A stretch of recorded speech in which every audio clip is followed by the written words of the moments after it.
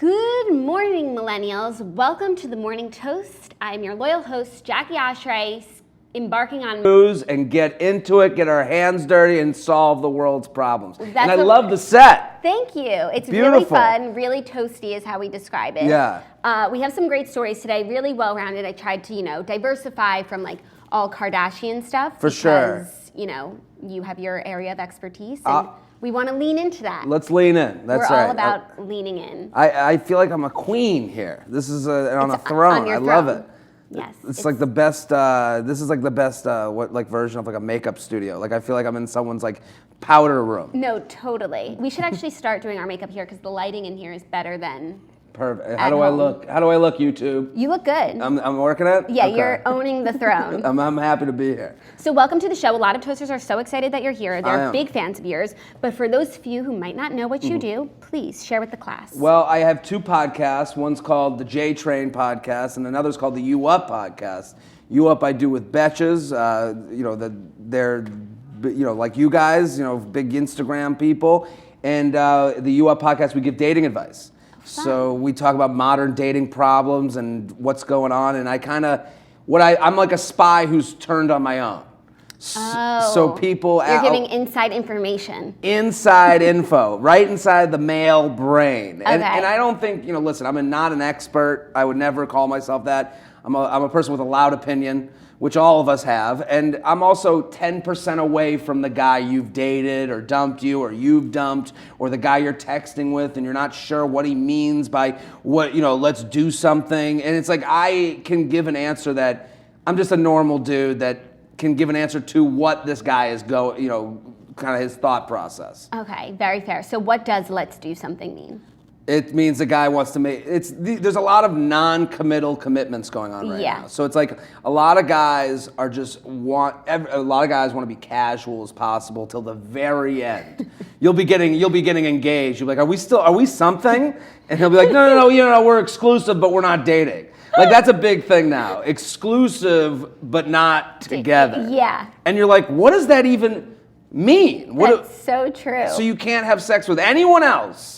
Right, like only the tough parts and none of the good parts of like, show up for me and support me and be with me in public. Yeah, the emotional commitment, not there. But listen, we'll only have sex with each other. And if you have sex with anyone else, I'll be pissed. Right. And it's like, but now you don't even I have no date for a wedding.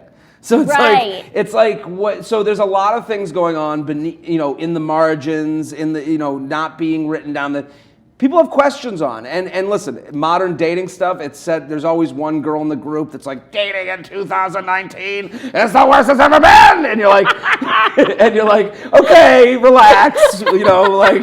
It's just different. It's just not the same as it used to be. And none of us can go to our parents and be like, our parents can't give advice on Instagram, Snapchat, Twitter. They don't know what anything means. You can't go, well, Dad liked 30 pictures of moms in a row on Instagram, and that's how they got together. Like, we have nothing. No frame of reference. No frame of reference. And you talk to your parents about this, and they look at you like, you're crazy. And I'm just a product of timing. I'm older than you.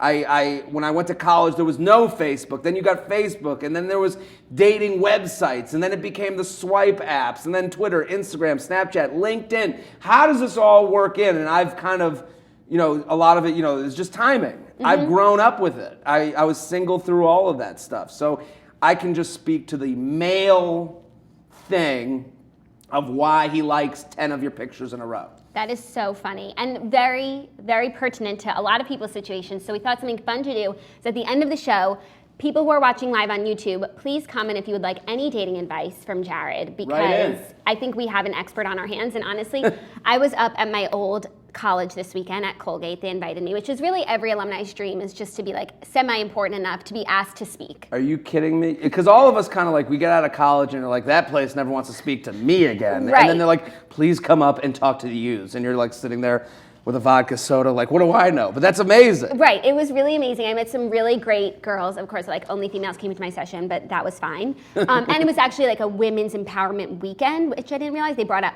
up a lot of female alums successful in different fields, and I was there representing like the Instagram thirst monsters and how to become one.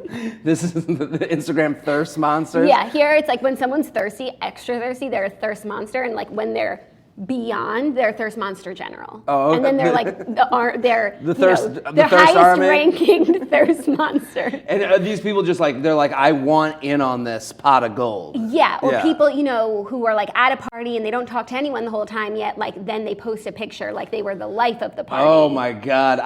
Or like take a picture with a celebrity, like go up to them like, hi, like it's so, like I'm a big fan, take a selfie and then be like, great night out with Gigi Hadid. Yeah, hanging with Gigi.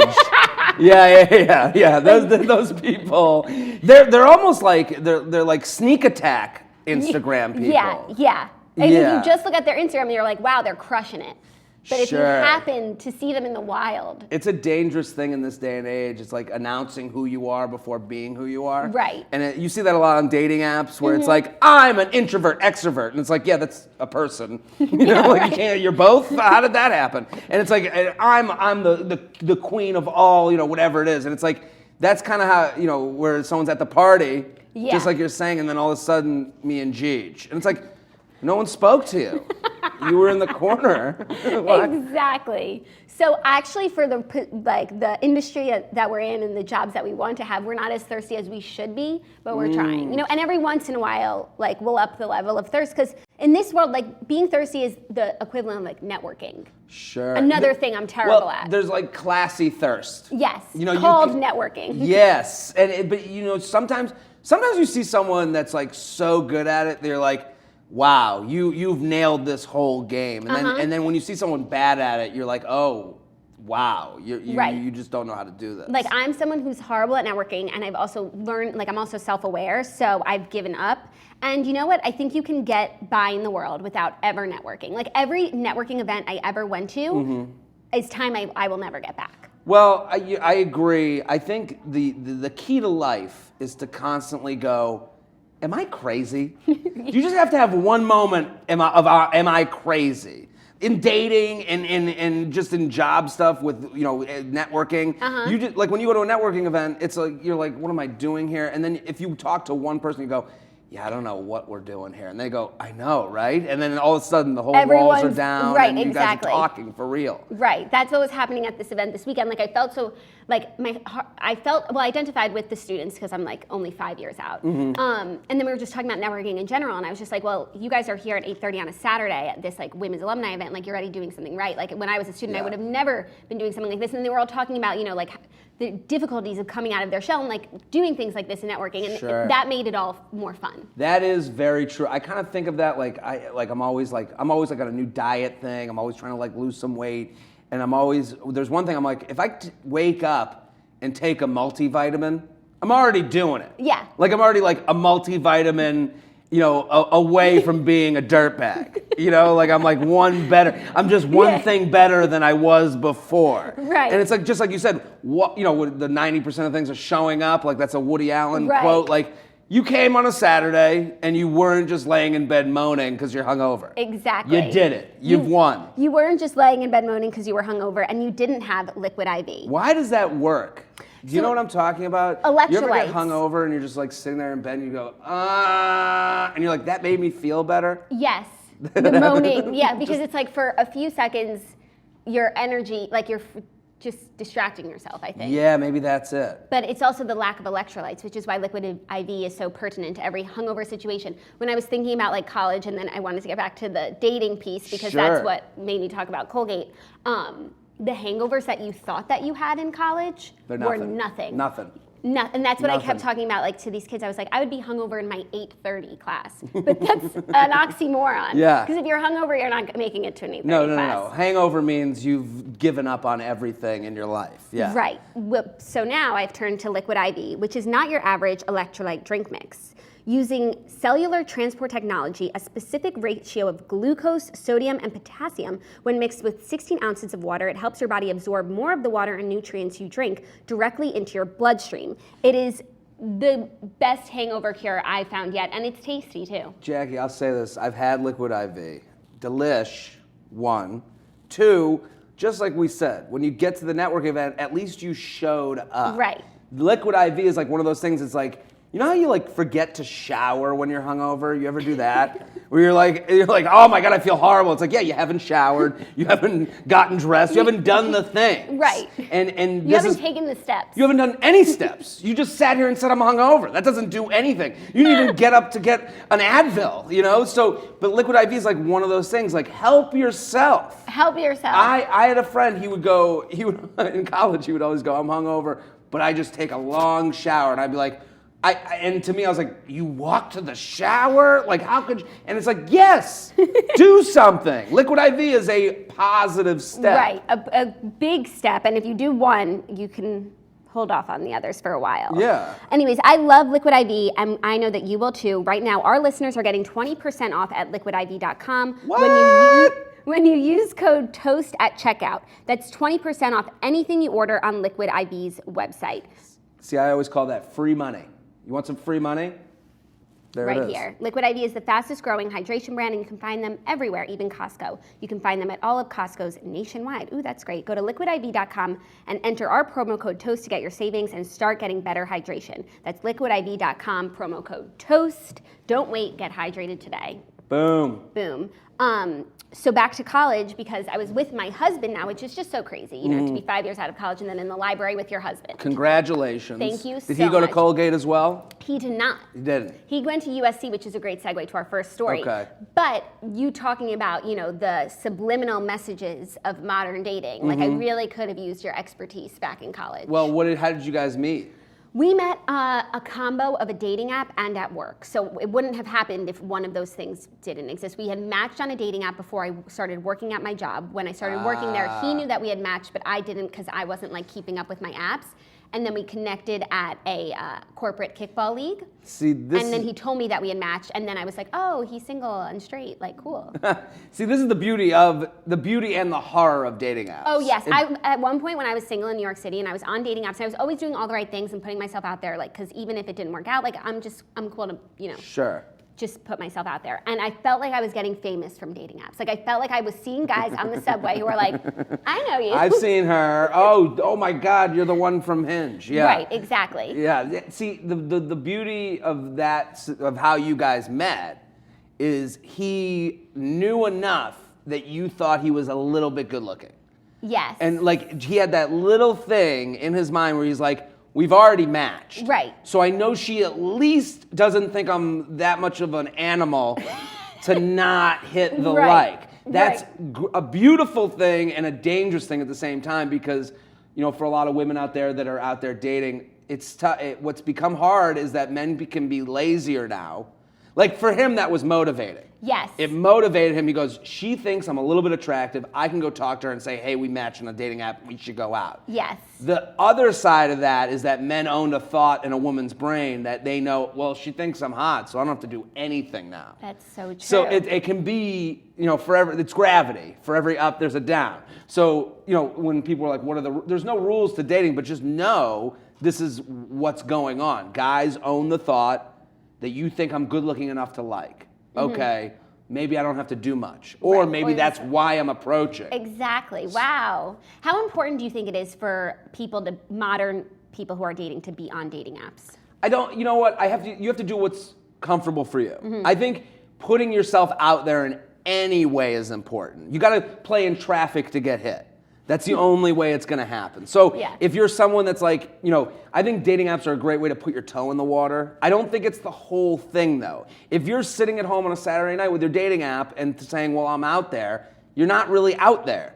Are you hanging with your friends? Are you doing things that interest you so you're around other people that are interested in the same thing as you? Yeah. You know, like when you go to, you go to a work networking thing, you're going to meet like-minded folks. And those are people that are into the same thing as you. That's playing in traffic. So those are, you know, like, it's like going to, those are waters that are full of fish. You know, like there's a lot of fish in the sea, but what sea are you fishing in? You know, if you're like in the clubs, like those are the fish. If you're doing like, and also like being fun with your friends is so underrated as a dating thing, because your friends guys want to be around fun women. And if you're sitting out there, if you're out with your friends doing a day drink, and I'm not saying day drinking is like go get wasted. I'm saying just be around fun things, plan events. When I remember my buddies and I, we were on a group trip out in Chicago, and there was like a group of women with all like pink Wayfair sunglasses. And we were like, we have to talk to those women. They all wore the same thing. That's how easy it is to be fun. You don't have to be out there, chugging tequila. Right. Okay, so the matching outfits like those bachelor parties, that's a good thing? I think that's a good thing to show that you do stuff. Right, and that like you're having a good time and you're looking for a good time right now. And and then, I think now when I talked about the girl who's like, dating in 2019 is awful, like this, the doomsday dater. And we've all met this girl, the doomsday dater, and no one's ever had issues dating in any other time. Right. Women were traded for cows at some point. Like, things were tough back then too. So but with that person, it's like, yeah, of course you're not doing well. You're angry about the whole thing. Go get off the dates. I think it's as important to get off the dating apps as it is to be on them. Yeah. Take a break. Right. Try something new. I was on a break when Zach and I matched originally because I was just like having a great summer, taking so many photos, and I just didn't have enough space on my phone to have a dating app, so I deleted it. So like that's a great reason. But you know what? It's like it's like when you have ideas in the shower. It's because you're showering.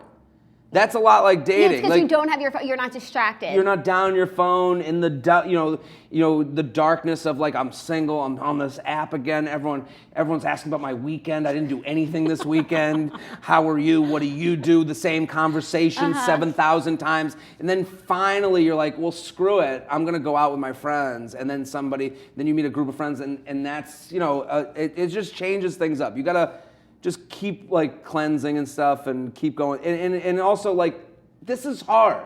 Remember, like 9 out of 10 people you meet aren't the one. The 10th one ends in divorce 50% of the time.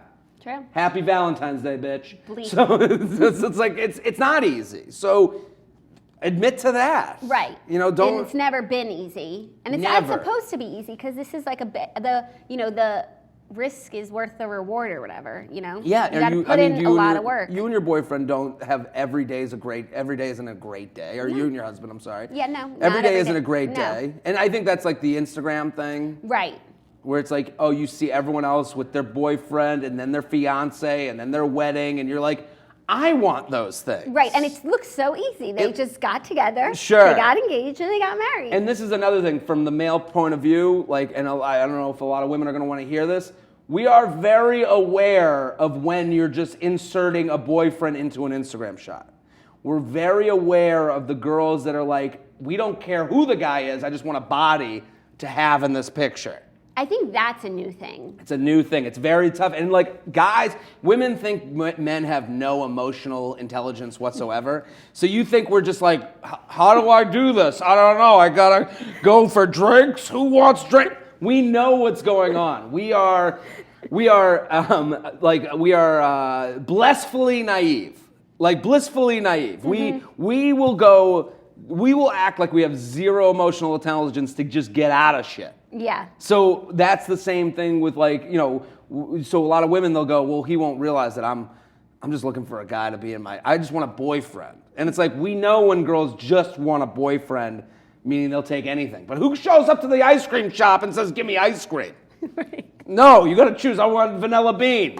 I want, chocolate raspberry. We want to be chosen. We want to win you. This is a video game culture. What guy doesn't like to win the video game? That's kind of how dating has to be. And you got to play a better game. I think a lot of people, when they complain about the dating world, it's raining out. Bring an umbrella. Time to change it up. Bring an umbrella. Okay. That's some really great advice. We're going to get back to all of that because without further ado, we must hit you with the fast 5 stories that you need to know before you wake up and take a bite out of your morning toast. Let's do it. Okay. First story, a little bit of poetic justice. Dr. J brags his daughter got into USC, quote, on her own, years after a $7 million donation. Okay, so Dr. Dre was dancing on the graves of Lori Loughlin and Felicity Huffman when he was abruptly called out. Yeah. And you know what? So many people are like still defending, not that there's much to defend, They're saying he did it legally, but that's not what the caption said. The caption said on her own. He should have said, my daughter got in the old-fashioned way. My daughter got in the legal way. But on her own, $70 million is not on anyone's own. And I'm sure she's a bright girl, but on her own does not apply here. It's my favorite story. I love it. The internet is undefeated.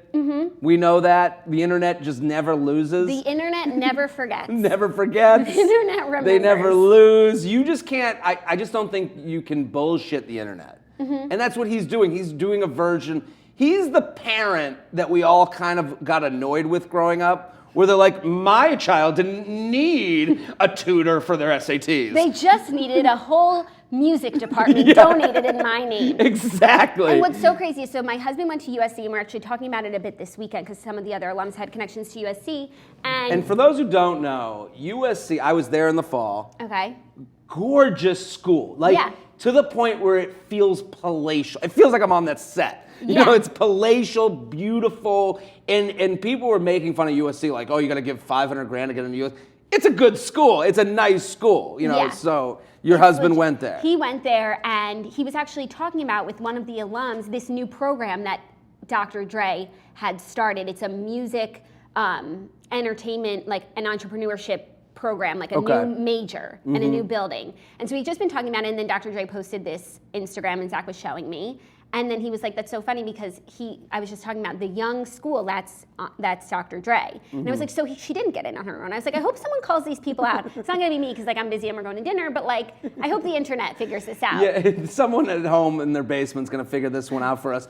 It is so like of the times. Like this whole story is of the times where it's like, it's so juicy and delicious that it's like perfectly made for the internet.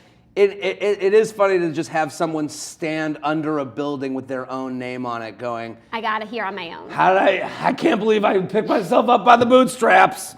I made it. Oh my God, this life I've led. And you know what? I think right now, we're the internet and the time what we live in, we're living in a who's had it worse off. Everyone's got to have it worse than that. The only reason you can have an opinion is if you came from something below someone else. You know, when you talk about people, when you rate the privileges, now you can't just have someone at the top of the privilege chart. There's got to be number 2, number 3, number 4, number 5, and then all the way down the list. And you know, Dr. Dre, who's a guy who's probably, you know, he came from, you know, nowhere to be Dr. Dre.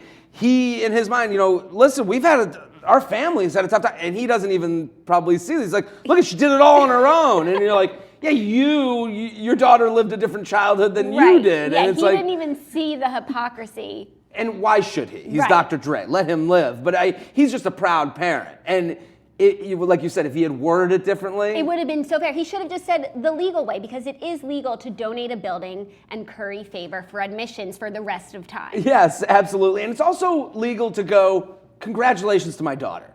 You can just say something nice about someone without demeaning other people in the process. And it's like and it's like the Schadenfreude that everyone loves these days. I would think that maybe Dr. Dre would be above it, and especially considering, you know, he's like, it's not on her own, so maybe he's realizing people might call him out.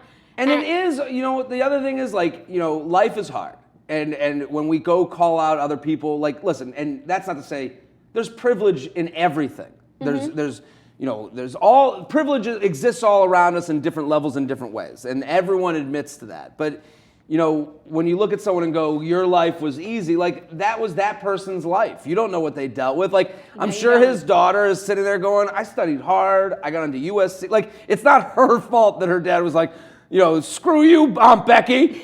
You know, like, and it's like, you know, everyone has their own things and their own mountains to get over, and like getting up in the morning isn't easy. And it's not, everyone has their own things in their own mind. So it is interesting that, like, you know, we live in this time, it's like, bring your resume of why you're sad to be able to, like, live. And it's like, no, just, you know, let her go to college. Right. And it's just hilarious. I do enjoy, though, like, that the internet, like, they're like, wait a minute, here's a $70 million building you put up. Right. But it's on her own. It's on her own. You did it. You did it, little Dre.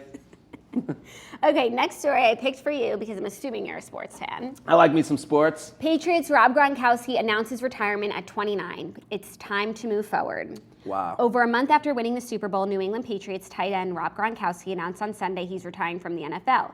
Quote, "It all started 20 years ago on stage at the NFL draft when my dream came true. And now here I am about to turn 30 in a few months with a decision I feel is the biggest of my life so far. I will be retiring from the game of football today," he wrote on Instagram. "I'm so grateful for the opportunity that Mr. Kraft and Coach Belichick gave to me when drafting my silliness in 2010. My life experiences over the last 9 years have been amazing both on and off the field. The people I have met, the relationships I have built, the championships I have been a part of. I just want to thank the whole New England Patriots organization for every opportunity." And there's more, but that is the gist. It's a sad day for me. I'm a Patriots fan. I'm from outside of Boston. I grew up a Patriots fan. I love Gronk more than I love my own parents. I am such a Gronk fan. He is just so much fun. Like the reason we're talking about him on the Morning Toast is he's a personality. Exactly. He is larger than life. You see him and you want to give him a hug. You know, so for me as a Patriots fan, I'm sad to lose him. You know, for the team that I cheer for.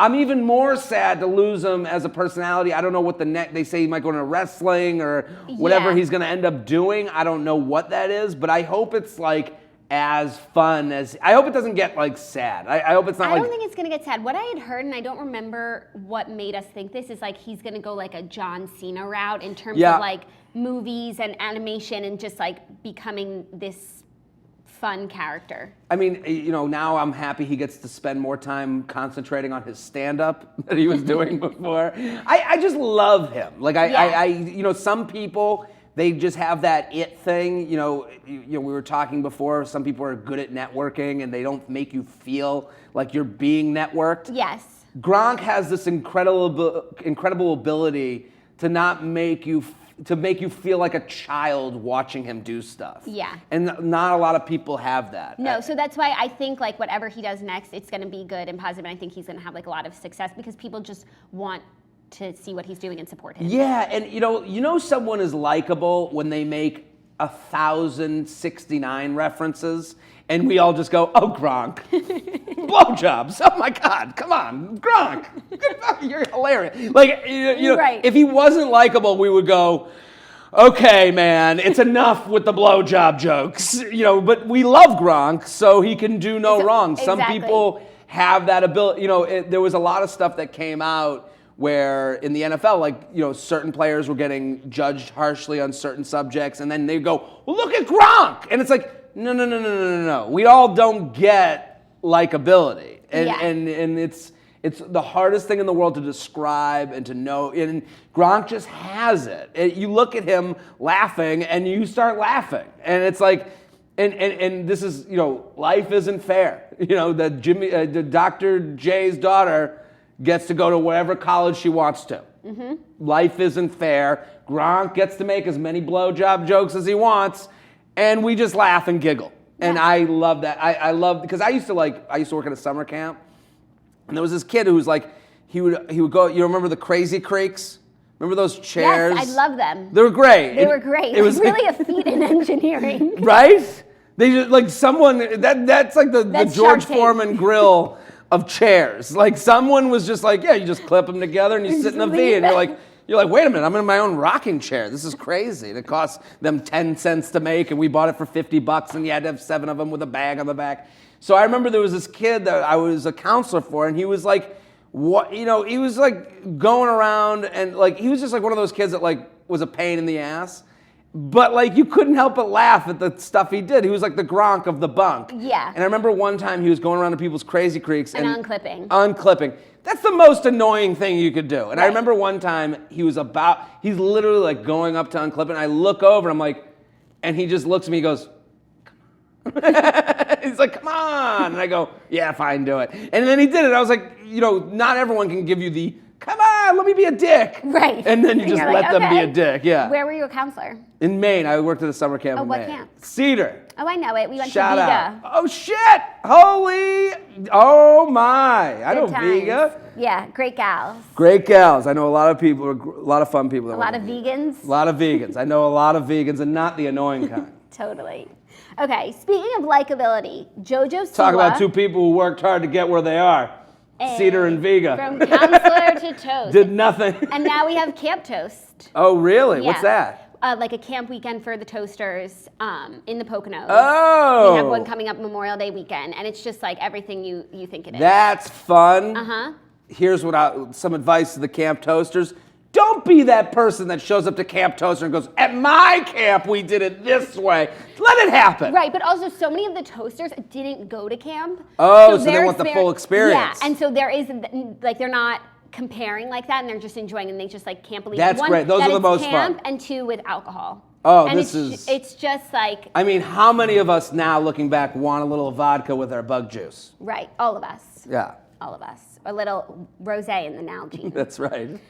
JoJo Siwa jokes she and Kim Kardashian are, quote, best friends amid collaboration with Northwest. So JoJo Siwa announced... See, I don't know a lot about JoJo Siwa. But I just told you who she is before the show. Yeah. And now do you recognize her? I recognize her from the Bieber thing. And she's also like a Nickelodeon influencer. I think they like sponsor her in her tour. She was at the Kids' Choice Awards. She dresses Nickelodeon-ish. Yeah. It feels like her attire is and this is an old reference now, I guess. She looks like like she dresses like an episode of Clarissa Explains It All. Totally. Right? She looks like her bedroom on a person. Right, and her bedroom looks like that, and her whole house looks like that. Her whole life is like JoJo Siwa-ified. Okay. Hence the car that Justin Bieber made fun of. Gotcha. This all makes sense. So she is a YouTube influencer, and she announced that she is doing a makeup video with Northwest, who we know from Kim is huge into makeup, and we know from Kim's Instagram stories has a huge personality. Okay. And apparently Kim and JoJo have been texting about it, and Kim's really excited.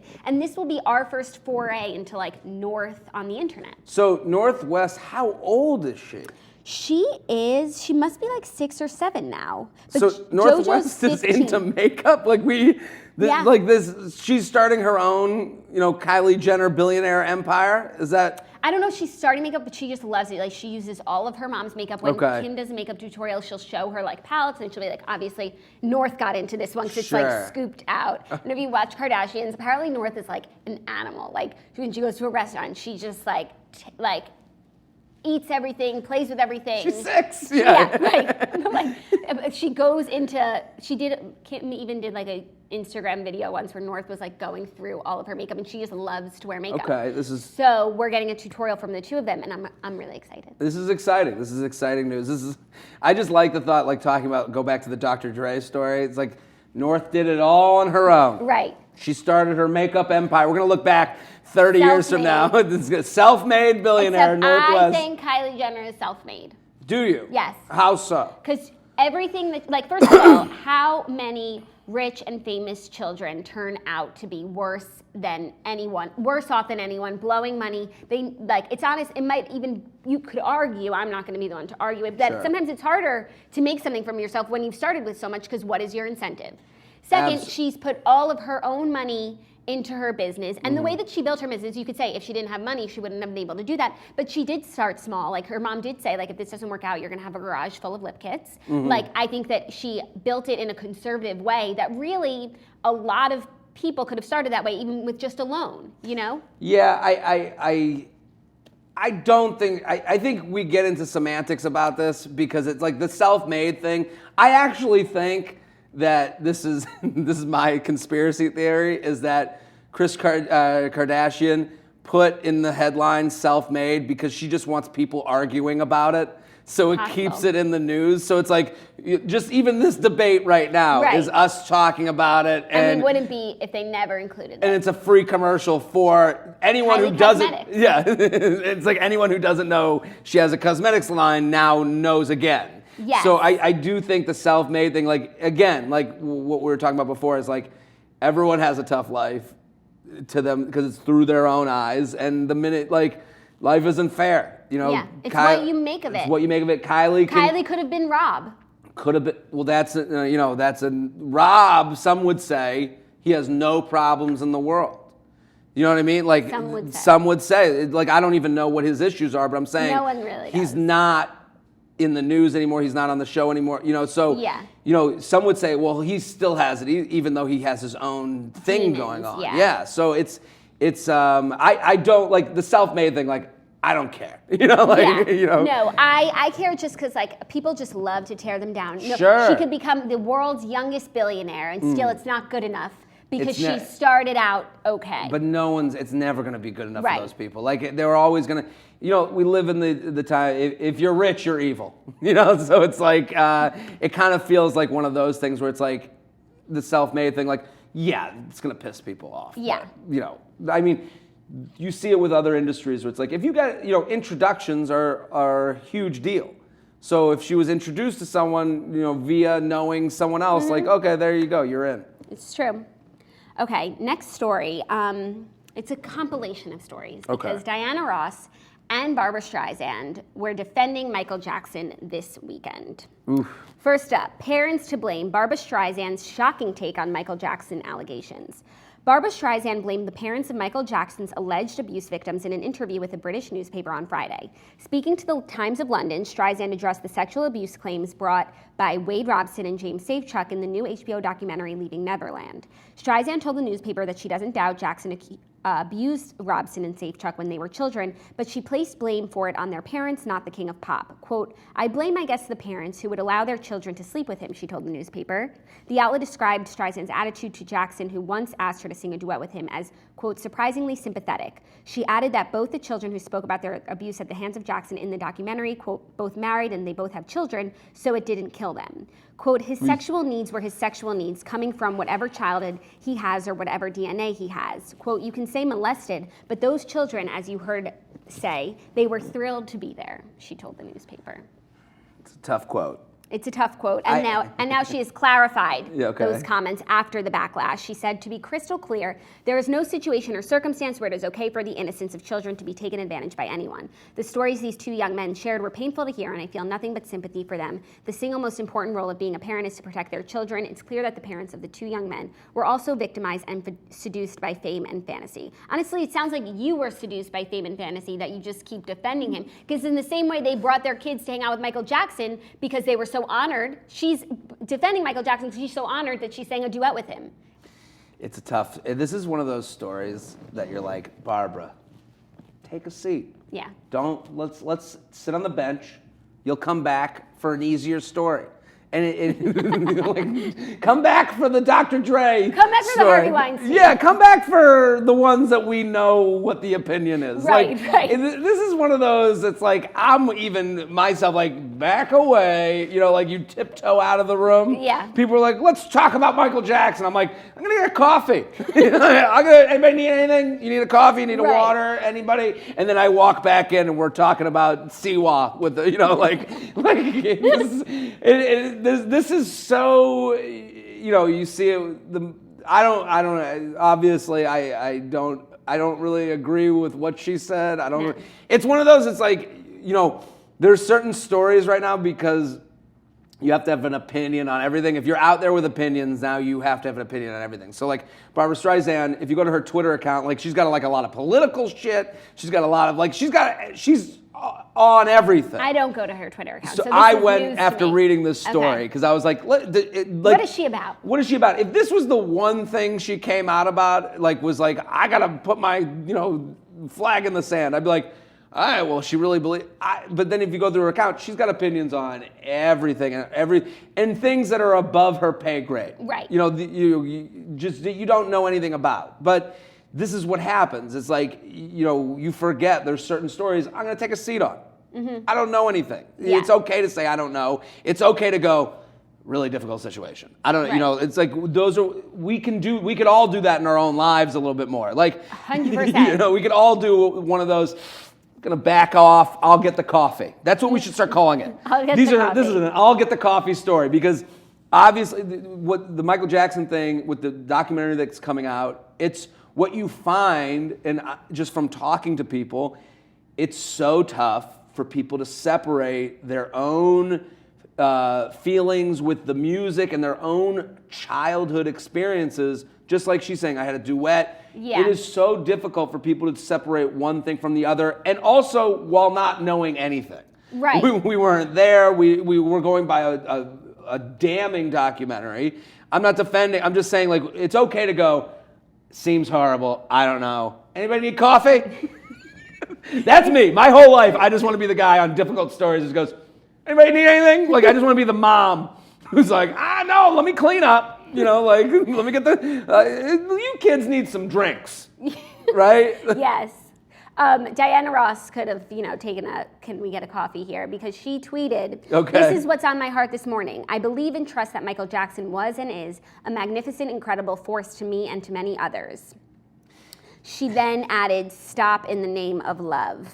See, yeah, now she's promoting her own. You can buy it on iTunes today. Still available for streaming. Yeah, for now. It's again, you don't know how. This is why I love podcasts, because you can hear in people's voices. You can hear the hem and haw, like that. I don't. And Twitter, you can't hear that. No. Diana Ross, we're just like, stop in the name of love. Did you just promote your album?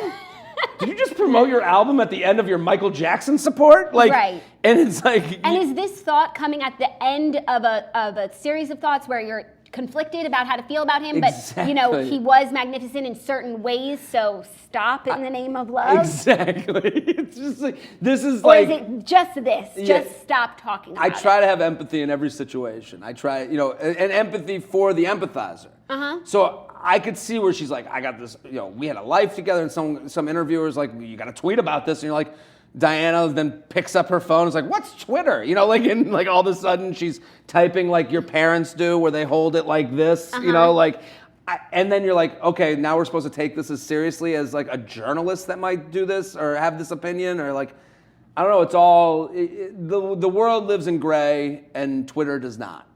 No. So nothing on Twitter gets a retweet that's like, I don't know. You know what gets retweets? Love and hate. Love and hate, and you never, and no one's ever that 100% on either side. Right. So that, I feel. That's a very again, good point. anyone need coffee? Anyone need a drink or anything? I can get you guys.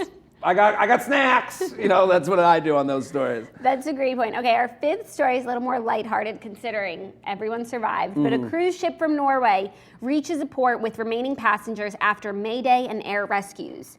A cruise ship stranded off Norway's western coast has reached port with its remaining passengers. The Viking Sky ship airlifted more than half of its 900 passengers to safety before authorities opted Sunday to allow the ship to limp into the nearby port of Molde with aid of a towboat. All passengers and crew are safe, and passengers will be flying home starting tonight, the cruise line said in a statement. Throughout all of this, our first priority was for the safety and well-being of our passengers and our crew. We would like to thank the Norwegian Redning Central and the Norwegian Emergency Services for their support and skill displayed in managing the situation in very challenging weather conditions. Viking Sky issued a mayday Saturday after engine troubles and a harrowing encounter with rough waters and high winds off Norway's western coast. Okay, so you saw the video. I saw the video. Things are flying around the port. The deck, the right. Lido deck is in turmoil. Have you ever been on a cruise? No, and I mean, not that I was planning on it, but now not. This is end. Yeah. I've been on a bunch of cruises, like family vacations and stuff. They have these whole lifeboat drills, and it's like, why do they have the lifeboat drills if they're not they're airlifting? Right. I guess it was easier to airlift. I don't know how far out they were. And also, when you're looking in that video, it's like, how would you even get a lifeboat down? Like, it's mayhem. You can't even walk. The furniture, it looked alive. It looks like Beauty and the Beast. It did look like, you're right. The piano. Lumiere singing. The piano bench. Just floating around. Woo! You see a teacup. You're just right. running around. You're right. That was surprising too, because it's like, aren't these boats built with the idea that this could happen? Right. Or just a wave is going to the cushions are flying? I'll tell a ridiculous story. Please do. I was on a cruise once. I was like 15 years old, and I'm like with my parents. And my brother and I have a younger brother. We're sharing a room, and I went out drinking. I was 15. I'm sneaking shots That's or whatever. Really young. And so I remember I was drunk, and then the boat, hit a wave. And I was in bed, like hungover. Oh, I could God. have used the electrolytes from the IV drink. But I remember the boat did like one of the, you feel it like back and forth. And then I felt that one of them just went back and just didn't stop. Oh my God. And I rolled out of my bed and into my brother's bed, Like that's how like much it kept going, and like I'm completely naked. So now I'm just in bed with my brother. Like, how did I end up here? And he's like, "What are you doing?" I was like, "It's the boat." You know, like I don't know. We didn't mean to do this. And then they came on the loudspeaker. They're like, "Listen, I don't know the numbers, but they were like, usually it's a grade 5. That was a 15. Oh my We God. can handle up to a 50. Like these boats are built for this. But when it gets when you get something out of the ordinary, you know, they had drinks falling off the bar shelves. They're like, we're out of cups because everything's smashed. That's crazy. And my brother and I now know each other in a really intimate way. You know? Oh my God, that is, I mean, wow. Would you go on another cruise? Now they're discounted. You can get, get a good deal. But also, I do feel like the mayday calls and like technology is definitely more advanced than it was, say, during the Titanic. I would hope so. I would hope so. So the fact that everyone survived, that it was not catastrophic, is wonderful. It's absolutely. It's amazing to me because when you first get on a cruise, they're like, we're gonna do the drill. They have like a whole drill. They do a drill where you line up for your lifeboat. It's a little, it's in your head, right. But it's like now I'm like, why'd they do they must have done that drill. Like, why weren't those boats used? Yeah. So there must be a reason. I don't know. I'm Diana Ross. I don't know. Some of them, I think, were used. Some people were airlifted, and then the rest were tugged to port. Okay. Yeah, the cruise. I'm Diana Ross. I don't know. Yeah, I have no idea what I'm talking about. I'll say with the boats. The worst part about a cruise is that everyone's eating the same thing, so everyone just starts to smell the same. Ew. Yeah, it's just like one big shit factory. I don't know. It's cruises. They're fun, but a story like this, you're like, I don't know if I'm not sprinting to a cruise. This story is like a happy ending. Normally, cruise stories are like everyone on the boat shit their pants, and you're like, oh my God, and and the bathrooms don't work. There was a video a few years ago of a cruise ship that was like sinking, but it was so close to shore that it wasn't so scary because even if you jumped off, like you could. That was Italy. Yeah. I think that was like a serious thing. Yeah. I don't know. I don't remember the story at all, but I do remember the pictures, the videos. You're like, this looks like it's out of a movie. Yeah. So I guess it has to do with the proximity to shore, because if you're in the middle of the Atlantic. You ain't swimming home. No, you're not. You're not. Okay, well, those are the Fast 5 stories. Thank you so much for helping us. Of course. In the meantime, we have a few more minutes left, so if any of you guys want to comment on the YouTube stream with questions for Jared and get his expertise, and also, if you are dating, I would recommend Scentbird, truly. I took Scentbird this weekend because I didn't check luggage. Okay. And it's small little perfumes, and it's a subscription, but if you find a fragrance that you like, you can keep buying, and it's just like so perfect for your purse, perfect for a date. I know Scentbird. They sponsor my show, and I'll say this. What a great idea. This is one of those things, it is hacked. It hacked the perfume cologne industry because you used to spend like $100 on one cologne or one perfume, and then you're just stuck with it. You don't get any other. That's your smell forever. And it takes years to finish a bottle. Yeah, so it's like Scentbird. And you can't travel with it. You can't. Oh, I didn't. That's not even something on my mind. If you're going, you could check it, but you can't have it in your carry-on because it's too much liquid.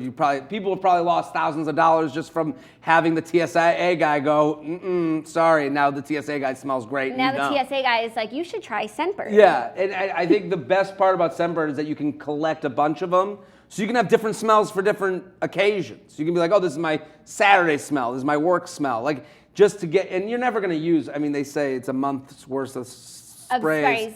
It depends who you are. I don't know. My husband really goes ham on his cologne. He's a cologne guy? Yeah, so he could go through a Scentbird a month. Personally, I like to keep it a little bit lighter. But Scentbird is a luxury fragrance subscription service for perfumes and colognes, a way for you to discover new perfumes and colognes without buying an entire bottle. That's the biggest thing, that you can dabble. Yes, and you can experiment with new scents without having to take a risk just based on an advertisement for a perfume. I think perfume marketing is the silliest thing. Yeah, what Johnny Depp's in 1,000 Scarves, and now you're supposed to think that's how you your smell? scent? Yeah, come on. With an exclusive offer for just our listeners, you can get 50% off your first month today. That's only $7.50 for your first fragrance. Go to scentbird.com/toast and use our code TOAST for 50% off your first month. Again, that's SCENT bird.com/toast for you to try your first perfume or cologne for just $7.50. That's what I was gonna say. I think it's like $7.50 is like crazy. Right, like I'm wearing Bulgari today for $7.50. That's right. Bulgari, people. Come on. Okay, we have some really great. Are people writing in? Yes, we do. Okay, good. Okay. From Spencer Lane. How can I go about asking my man about keeping our relationship a secret from everyone for just like 6 months? Just not into the expectations and social drama, but I don't want it to come off rude. So it's kind of the opposite of what we were talking about before. This is very interesting from the female perspective. You don't hear, there's got to be a reason. What, did they give a reason? No? They're not into the expectations and like the social media drama, because I think that's also a big thing is once you post something with someone and announce that you're dating, you also have to announce that you're not dating anymore. I hate that with celebrities where they put their relationship everywhere and then they want us to just move on from it without any explanation. This is a huge issue, especially with social media. And like, here's the thing with relationships, and I'm not sure how old this woman is, but like, when you post something, you say you have a boyfriend, you say you have your girlfriend, the train leaves the station. Now you've left casual town, and then it's like, when are you guys gonna be moving in, and when are you getting engaged, and when you have to deal with all those questions. It sucks. And expectations, it never lets it breathe. And it's like buttoning up a shirt and missing one of the buttons. You gotta unbutton all the way down the shirt. Right. So I think any guy, to tell this person the truth, guys will like this. Yeah. The guy she's with is gonna want to be as casual as possible for as long as possible. So if you say, if you say to him, it's okay to say, I'm just not ready for that yet. I like you. I'm enjoying it. I'm having fun. I'm just not ready for an Instagram post. I'm just not ready for Instagram stories. It's okay. Devil's advocate, if a guy said that to you, you would think you would just like take it as he doesn't want to.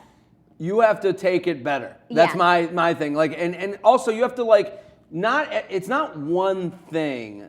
Like, I have a girlfriend. It took us time to put stuff on Instagram stories. There's no pictures on my Instagram feed of us together at whatever event and whatever. And she understands that because the rest of the relationship is okay. And it's not one thing. You have to create kind of a resume of things to go, oh, this isn't working. Yeah. So if you look at your boyfriend or you look at your girlfriend and say, hey, I'm having a great time with you, it's just not the time for us to do that. That's coming when we're ready, but now is not the time. I think that's okay. And if that person can't take you for that, then they want the wrong things, just like the girl who wants the boyfriend in the pictures. It's like maybe they're after the wrong things that aren't a relationship with you. What are your tips on getting back into the dating world after a 4-year relationship? Take it slow. 4-year relationship, you need reps. You need repetitions, for those of us not crushing it in the gym. Working on our fitness. You need reps talking to people. Because here's the thing, I have a lot of friends that are getting in relationships. I call it girlfriend confidence, where they're in a relationship and a girl's been hooking up with them for 4 years, so they're like, every girl wants me. And it's like, nobody wants you.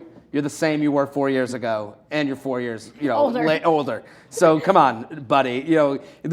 So I'm saying to her, people do want you, but you have to get used to talking to new people, talking to strangers that are safe and responsible. But so I would say to her, go out with your single friends. Let them show you how they're working this world and kind of be your Sherpa into the dating world. Also, 4 years is like, a lot's changed in 4 years. Totally. I would actually say don't jump on apps right away. Yeah. Like, go out with your single friends, and if you go, I have no friends that are single, go out with your friends that have boyfriends and they're single friends. Yeah. Get used to talking to people in a way so you can, start figuring out the you want to get your muscles back. And when you're in a relationship, you lose the muscle of talking to new people. Yeah. You lose that muscle as much as you think, oh, I'm so personable.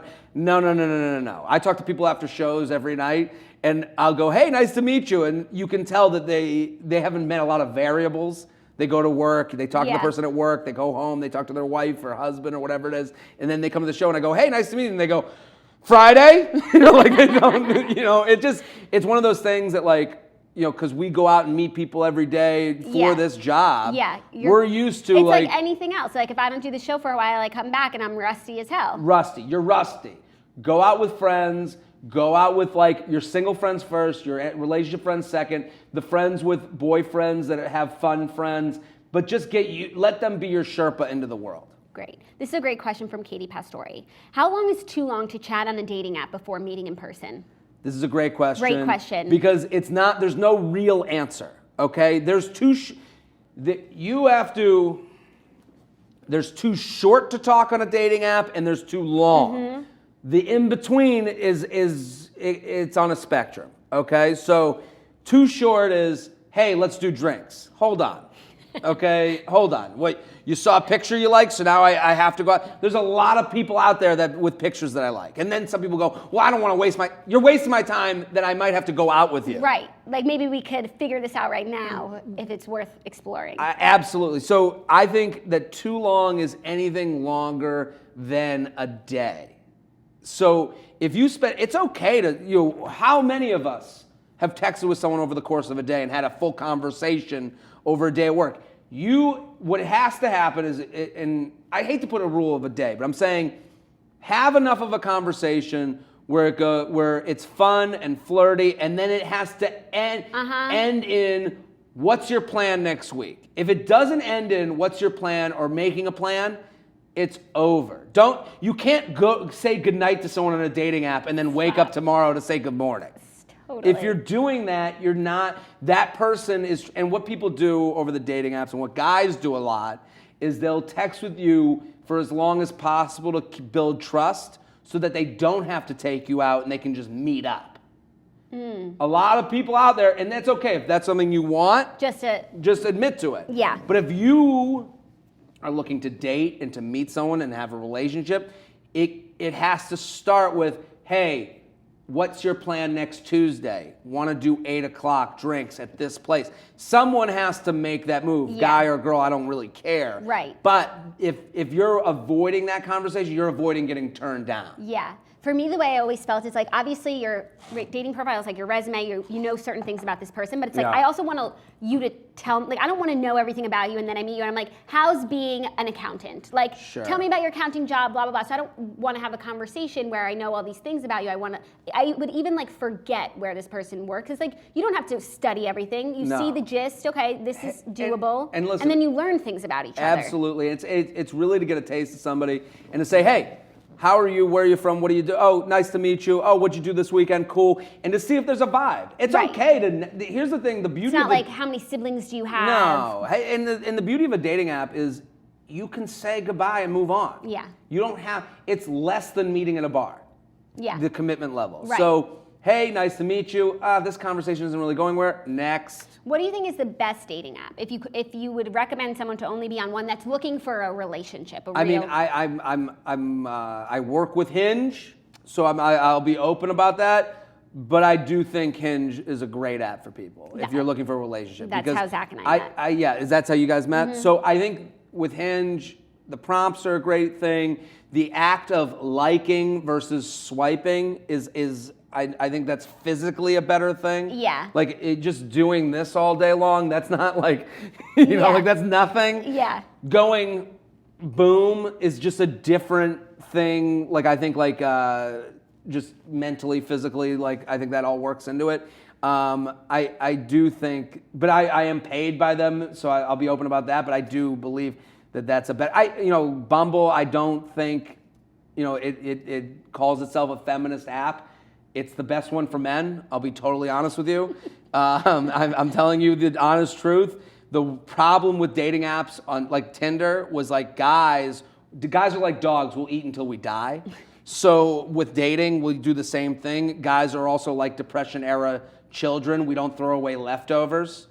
So we will always keep someone around for the if and when in case we get hungry.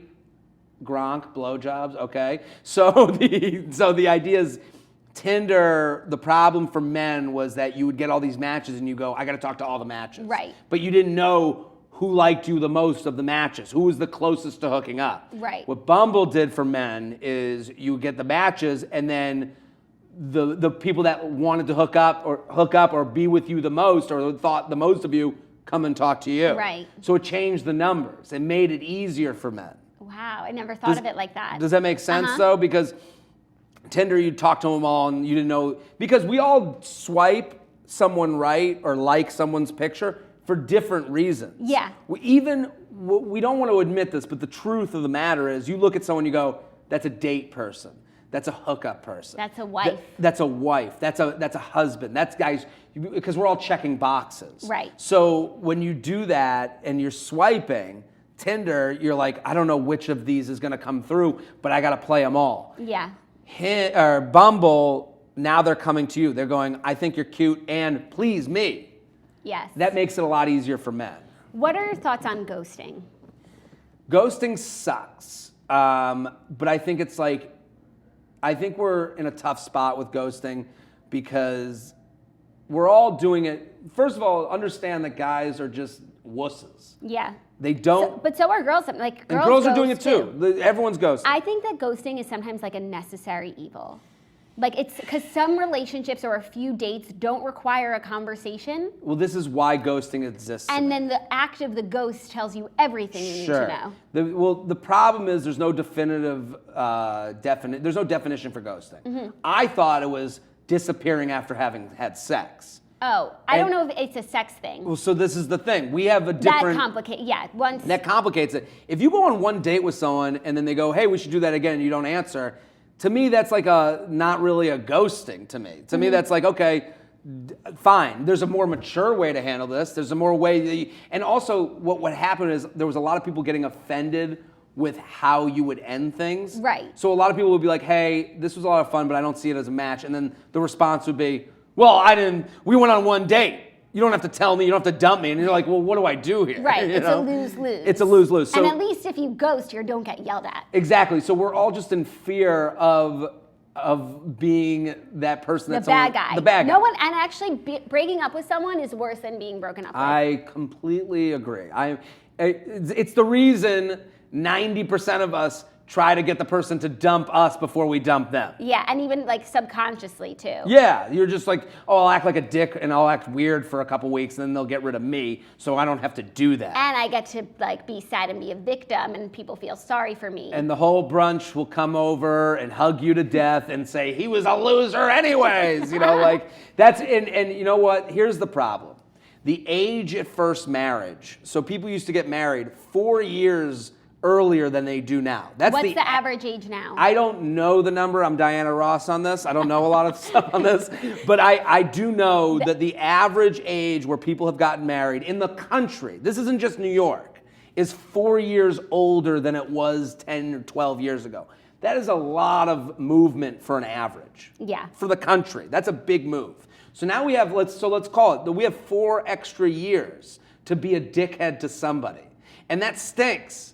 Because our parents never really had it. That sucks. Yeah. Because we're meeting a lot of nice people, and nice people are different than the one that's nice for me. Mm-hmm. So we're all ending relationships with perfectly great people who are perfect for somebody, but for no reason at all other than I don't feel it. Yeah. And it's like, all of us would much rather walk in on our significant other fucking someone else so that we can go, good, at least I know. Right. Yeah, no, but when you just have to break up with someone and you don't know if the reasons you're breaking up with them are legitimate deal breakers. Sure. It's just your thing. Mm-hmm. And then you have your single friend that looks at you and goes, they were great. And it's like, yeah, for you. Yeah. You didn't live with them. You didn't have to see them on a daily basis. Right. So, and also, like, I have a lot of exes out there that, I've dated a lot of women. I have nothing bad to say about those people. Those were the hardest ones to get over because you go, well, am I throwing away a good hand for a hand that I don't even know if I'm going to get a better hand? A bird in the hand is worth 2 in the bush. This is right. So I understand why people ghost because it's tough to be mean to someone that you actually like, but not enough. What's harder? How hard is it to look someone in the eye and go, I've enjoyed being with you. I've enjoyed fucking you. I don't want to do that anymore. You know, that's hard. I didn't enjoy it enough. Yeah. And it's not you. It's just that this match. There used to be that it's like, it's not you, it's me. Yeah. That's not what it is. It's not you, it's the match. Yeah. And so we have to take these things less personal, and it's very difficult. Ghosting, though, sucks, I think. When you've been ghosted, it kind of feels like you showed up to someone's house to go play, and then you're like knocking at the door, and like all your friends are upstairs being like, shh, don't say anything. Yeah. This guy's obsessed with me. And it's like, no, I just wanted to talk. You know, like. Totally. Well, thank you so much for being here. I'm running so late for what I have to do today. Go for it. This was Thank you so for having fun me. and Such a so blast. informative. We'll have to do it again sometime. Please. I'd love to. Where can everyone follow you, keep up with you, and get more premium advice? At Jared Freid on Instagram. At Jared Freid on Instagram. The You Up podcast every Wednesday. We at 5:00, so you can subscribe. It's called the You Up podcast, and it's with Betches. But my Instagram is kind of the hub of the wheel. That's where I put everything out from. At Jared Freid, and I put up dating app conversations. I put up. Oh, that's so funny. Yeah, like I act like I make myself the butt of the joke, and then great. I do the I know you guys love The Bachelor. Yes. I'm a huge Bachelor fan. What do you think about Cassie and Colton? They're the most annoying Instagram couple in the history of Instagram couples, but I'm happy for them. I think they're the right match for each other. I agree. I met Colton. Colton couldn't have been a nicer guy. I would call him a mensch for our Jewish people out there. He did my podcast, actually, and cool. before he came out as The Bachelor. Oh, before he was The Bachelor. Yeah. Oh, wow. That's so interesting. So I had him on a live podcast when I was in Denver. He couldn't have been nicer. Brought me a bottle of wine. I gave him a crumpled up $50 bill. He's like, give it to my charity. I'm like, oh, I'm a loser. So, oh my God, what a good guy. He's a really good guy. I loved him as a Bachelor. I'm happy for him. I just want happiness for him. And I hope it's Cassie. They're made for each other. It feels right. I mean, they are annoying on Instagram. I've said that. They're posting some like not weird stuff, but like it's not like super premium, and it's like they could be doing better, I feel. You know who he's acting like? A 16-year-old who just lost his virginity. Yeah. You know, because he is. You know, it's because, guess what? So I think I'm happy for him. I don't know, Hannah, what do you think of The Bachelorette? What do you think of the choice? Not here for it. Not here at all. Like, She didn't have a good first. No, she didn't. And first I'm impression. Sure they will edit and they'll coach her, and by the end, everyone will love her and forget everything. But I'm not in the mood to be patient, And I know. Tayshia was the choice to me because she was like the fun personality. Right. And she had a story. She was cheated on. She's got an ex. She's really looking for a serious relationship. Sure. I could have also gone for Hannah G. I feel like there's so much more there that we didn't get to know, and she's actually a more like serious and has more personality than we expected from her just because she's so pretty. Just to see Hannah G's mom rap again, that's all we wanted. Right. But Hannah B, it was a tough watch, that first. My husband, he watches everything with me except The Bachelor, and he happened to watch the last episode because I was adamant about watching it live because it's my job, and so it was the only episode he watched after the final rose with Hannah B, and he was in physical pain, and it was like the worst introduction to The Bachelor because he's like, how can you watch this? I'm like, no, it's not always like this. Everything, her whole thing was every time she spoke, it was like it was being ripped from her, from within her. It was excruciating. It was just like, Hannah B, just say what you want to say. And you could tell she's nervous. It's her first time. I'm a huge fan of the franchise. I mean, if you go to my Instagram, I have part 1 and 2 of the finale. I scream over the TV while I watch it, and I do live stories. So I have live stories. It's like 2 parts of my highlights. If you want to go check it out, at Jared Freid. But I love watching The Bachelor because I like it because on a big scale, like your husband, the way he's looking at it from the wide angle, where it is a stupid show. Right. 30 women, 30 men go for one guy. No. But if you go to the small moments, I mean, especially with Colton getting dumped by Cassie, that was a real dumping. That's how all of us have dumped somebody. All of us have looked at someone going, I love you, and then going, but no. But I'm not in love with you. Exactly. By the way, that statement is such bullshit anyways. Well, so she was trying. And it's like she just fell in love with him yesterday and now isn't in love with him. It felt like a lot of excuses to not have to date because she was like, well, what about these other people? And it's like, when you're trying to be with someone who doesn't want to be with you, and you're like, you're totally just being honest. You're like, wait a minute, we can date and then we can figure it out. And he's like, telling everything you want to hear. yeah. And then she goes, well, I don't want you missing out on marriage. And he's like, what are you? Am I crazy? What are you talking about? You're like, totally. no, you just don't want to be with this person. But it did feel like. I like that they're giving it a shot. Yeah. I hope it works out because I like Colton a lot. I don't, Cassie, I don't know. But I'm. I feel like what they're doing now is what she wanted out of The Bachelor, but really didn't think that was possible. Where it's like they just date and live in LA and like go to Coachella and hang out with her sister. Be young and be in a famous and yeah. cute and fun and on Instagram, and like they have that. And I think it's possible that it could become something more serious. I'm totally with you. And also the best part about their Instagram, and sorry to keep us here, I gotta go to the sister poking her head into every story is the best. Yeah, but I don't mind it. Her sister is so beautiful, and then she dates that guy who used to date Bella Thorne, and like they're all the musician, right? Yeah, Greg. I just think it's funny that she's like, and I'm here too. Right. Check out my Instagram. Tag me. I'm really close to following her. I'm not gonna lie. She posts some good shit. Did you see them at Vanity Fair? Slay. Anyway, thank you so much for being here. Pleasure to be here. Always follow me at Jackie O Problems. I will be back tomorrow with Justin Sylvester from Daily Pop, aka the Lady Sitter. We are starting later tomorrow to accommodate his schedule, so we will start live at noon tomorrow, so I can sleep in a little bit and look good. And I'm really excited. Get that sleep. It's the most important part of life, I think.